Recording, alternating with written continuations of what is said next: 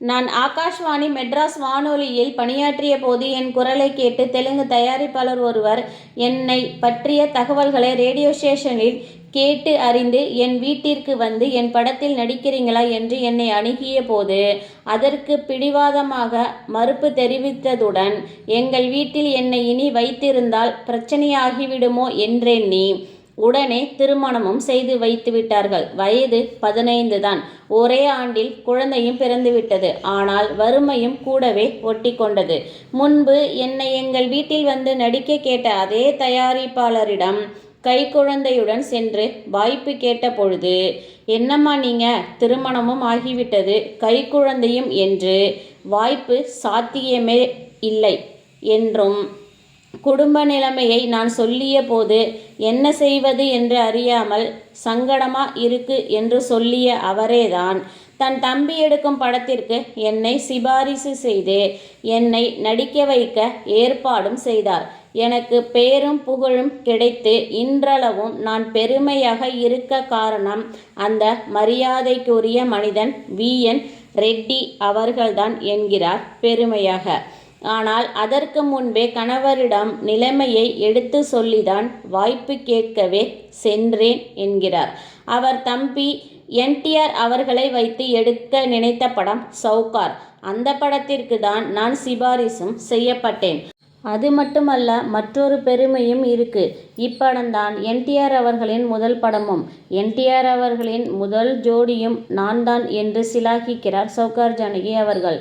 நான் திரைத்துறைக்கு வந்தபோது தமிழ்நாட்டில் முதல் பெண் முதல்வர் மற்றும் MGRஇன் மனைவி VN ஜானகி இருந்ததால் நான் முதல் படத்தின் பெயரை வைத்துக்கொண்டு சவுகார் ஜானகி என்றாகிவிட்டேன். படத்தின் பெயரை தன் பெயருடன் இணைத்து அழைக்கப்பட்ட முதல் பெண்ணும் நான் தான். எனக்கு பிறகுதான் வெண்ணிறை ஆடை நிர்மலா, வெண்ணிறை ஆடை மூர்த்தி, நிழல்கள் ரவி, ஜெயம் ரவி எல்லாம். இவர்களுக்கு முன்னோடி நான் தான் என்கிறார். நான் 3 மாத கைக்குழந்தையுடன் நடிக்க சென்றேன்.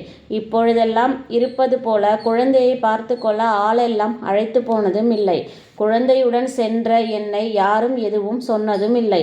அவர்கள் வாழ்க்கையின் யதார்த்தங்களை புரிந்து கொண்டனர். தூங்கும்போது நான் என் வேலைகளை முடித்து கொடுத்து விடுவேன். அழுதால் போய் பாருங்கம்மா என்றுதான் அன்றைய ஊழியர்கள் அனைவருமே கூறினார்களே தவிர யாரும் சங்கடப்பட்டதும் இல்லை. எனக்கு தான் சில சமயங்களில் சங்கடங்கள் ஏற்படும். குழந்தை விளையாடினால் கூட சக ஊழியர்கள் பார்த்து கொள்வார்கள். அன்றைய காலகட்டம் இனி வரவே வராது என்கிறார். எனக்கும் வாழ்க்கையின் யதார்த்தங்கள் புரிந்தது. அதனால்தான் வளர்ந்த பிறகும் கூட எனக்கு சில விஷயங்கள் புரிந்ததால் தயாரிப்பாளருக்கு என்னால் எந்த தொந்தரவும் இருக்கக்கூடாது, நஷ்டம் வரக்கூடாது என்று எண்ணிதான் நான் சில செலவுகளை நானே பார்த்து கொண்டேன். டைரக்டருக்கு சாப்பாடு செலவு வைத்தது கூட இல்லை. இந்த சாப்பாடு வேணும், அந்த சாப்பாடு வேணும் என கேட்டதும் இல்லை. சாப்பாட்டிற்கு காசு தாங்க என்று கேட்க தோணியது கூட இல்லை. அன்றைய தயாரிப்பாளர்களுக்கு நாங்கள் எந்த செலவும் வைத்ததும் இல்லை என்கிறார் அழுத்தமாக. நாங்களும் வாழ்ந்தோம், அவர்களும் நல்லவிதமாகவே வாழ்ந்தார்கள். இன்று நிலை அப்படி இல்லை. எல்லாம் தயாரிப்பாளர்கள் தலையில் கட்டிவிடுகிறார்கள். பாவம்தான் இன்றைய தயாரிப்பாளர்கள் என்கிறார் சவுகார் ஜானகி அவர்கள். அதன் பிறகுதான் தமிழில் ஜெமினி நிறுவனம் படத்தில் நடிக்க வாய்ப்பு வந்தது.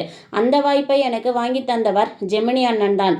அவரை நான் சகோதரர் என்றுதான் அழைத்திருக்கிறேன். தமிழில் என் வாழ்வில் ஒளிவிளக்கு ஏற்றியவர்.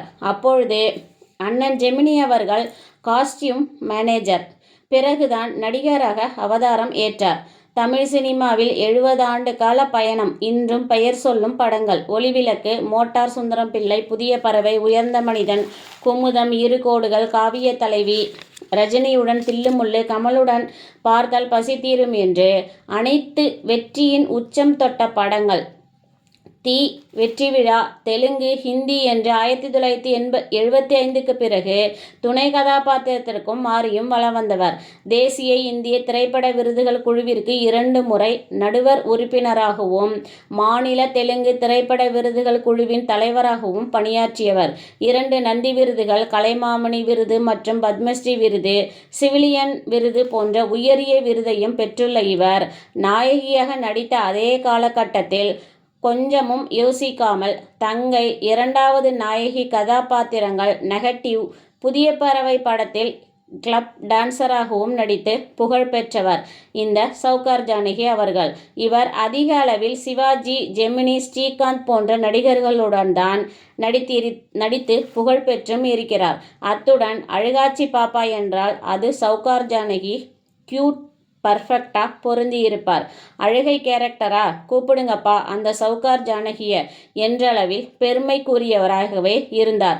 செகண்ட் ஹீரோயினாய் இருந்தாலும் இவருக்கு கண்டிப்பாக ஒரு பாட்டும் இருக்கும்.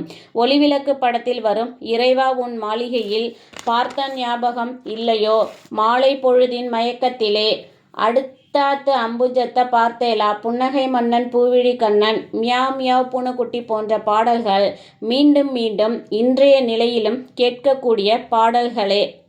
மாவட்ட ஆட்சியராக, விதவை பெண்ணாக, மடிசார் மாமியாக, நடுத்தர குடும்ப பெண்ணாக, அப்பாவி பெண்ணாக, நகைச்சுவை பெண் என அனைத்து கதாபாத்திரங்களையும் அன்றைய காலகட்டத்திலேயே ஏற்று நடித்தவர். ஆனால் காமெடியை மட்டும் விரைவில் இயல்பாக செய்து முடித்து விடுவாராம் சௌகார் ஜானகி அவர்கள்.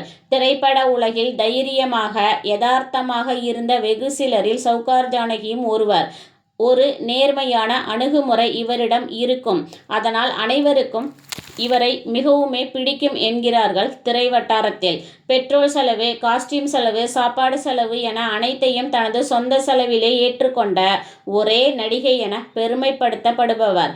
காவிய தலைவி என்ற சொந்த படத்தையும் தயாரித்து 2 வேடங்களில் நடித்தவர். முன்னாள் முதல்வர்கள் எம்ஜிஆர், வி.என். ஜானகி, ஜெயலலிதா மற்றும் கருணாநிதி கதை வசனத்திலும் குலக்கொழுந்து படத்திலும் நடித்திருக்கிறார். இது தவிர ஆந்திர சூப்பர் ஸ்டார் என்.டி.ஆருடனும் நடித்தவர். அத்துடன் நாகேஸ்வர ராவ், பிரேம் நசீர், எம்.ஆர். ராதா, ஜெய்சங்கர், சிவகுமார் மற்றும் ரஜினி, கமல், மம்முட்டி போன்ற ஹீரோக்களுடனும் 500க்கும் மேற்பட்ட படங்களில் பல மொழிகளிலும் நடித்தவர். அதே சமயத்தில் புகழ்பெற்ற பல முக்கிய எழுத்தாளர்களான டாக்டர் பி.வி. ராஜமன்னார், ஆத்ரேயா போன்றவர்கள் எழுதிய தெலுங்கு நாடகங்களிலும் நடித்து புகழ் பெற்றவர்.